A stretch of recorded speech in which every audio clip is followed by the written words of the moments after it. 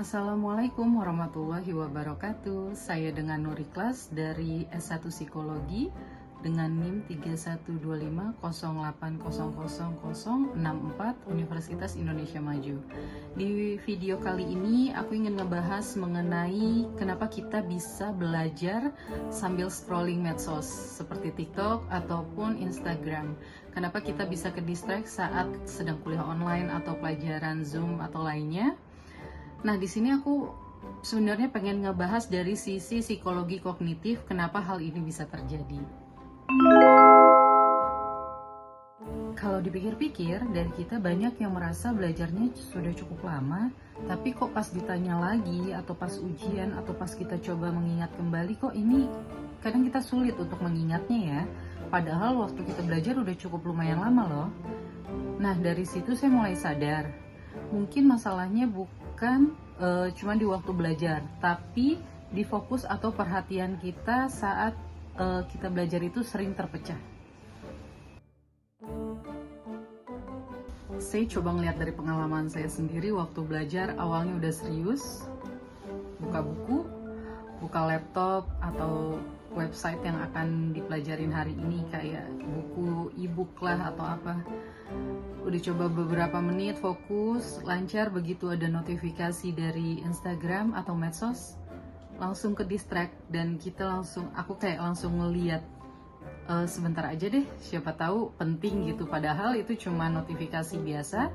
Akhirnya malah lebih banyak nge-scrolling story, ngeliat feed Instagram, terus lanjut ke TikTok, doom scroll lama, akhirnya malah belajarnya jadi nggak lanjut lagi.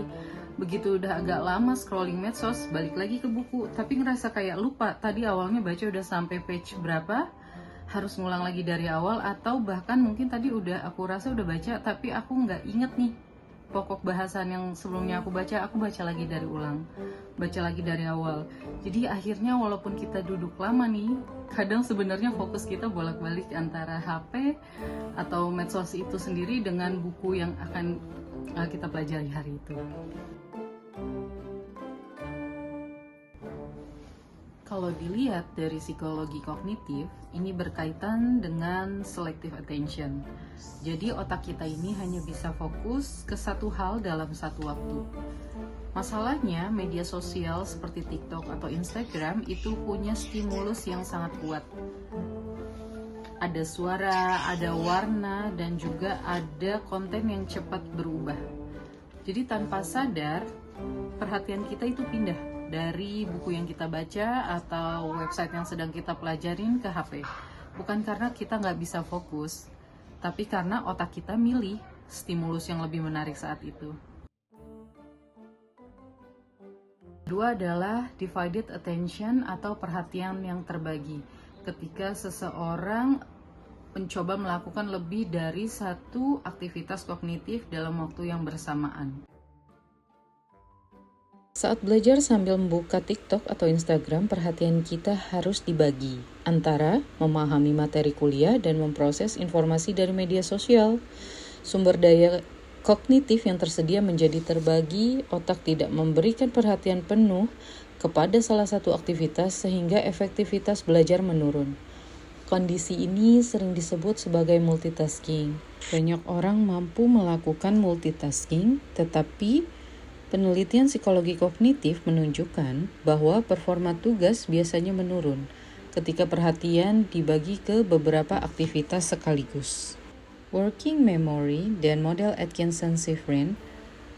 Menurut model ini, informasi diproses melalui 3 tahap, yaitu sensory memory, short-term memory atau working memory, dan long-term memory.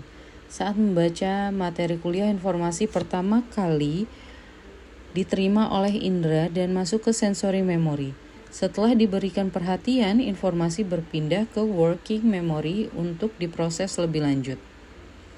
Namun ketika perhatian terganggu oleh media sosial, proses pengelolaan informasi dalam working memory menjadi tidak optimal. Informasi yang seharusnya dipahami dan diorganisasi menjadi terputus karena perhatian berpindah ke aktivitas lain. Akibatnya hanya sebagian informasi yang berhasil diproses secara mendalam. Long-term memory. Konsep terakhir adalah long-term memory atau memori jangka panjang. Agar informasi dapat tersimpan dalam memori jangka panjang, individu perlu melakukan pengelolaan informasi secara cukup mendalam, melalui perhatian dan pengulangan. Dalam kasus ini, perhatian yang terus-menerus terganggu menyebabkan proses encoding atau penyandian informasi menjadi kurang efektif. Karena encoding tidak berlangsung secara optimal, informasi yang dipelajari menjadi lebih sulit disimpan dalam memori jangka panjang. Hal ini sering membuat mahasiswa merasa sudah belajar lama, tetapi sulit mengingat materi ketika ujian berlangsung. Jadi kalau saya simpulkan, kita tidak dapat membagi perhatian kita ke dua hal sekaligus dalam waktu yang bersamaan. Itu membuat efektivitas belajar kita menurun. Jadi pada akhirnya kita harus memilih untuk fokus belajar dulu tanpa ada distract apapun seperti scrolling medsos atau hal lainnya.